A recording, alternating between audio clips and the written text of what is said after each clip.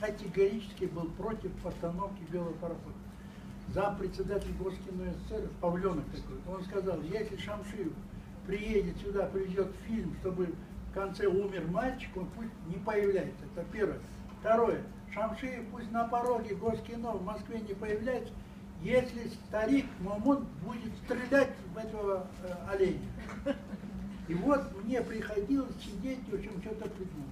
Ну и потом, конечно, у нас вот работали там тайные диверсионные силы, когда убили нашего оленя. Мы специально из Воронежа везли этих оленей. И в конце концов, значит, был поставлен под удар вообще съемки всего фильма. Пришлось сидеть ждать, чтобы через 1,5 месяца уже мы фильм весь сняли.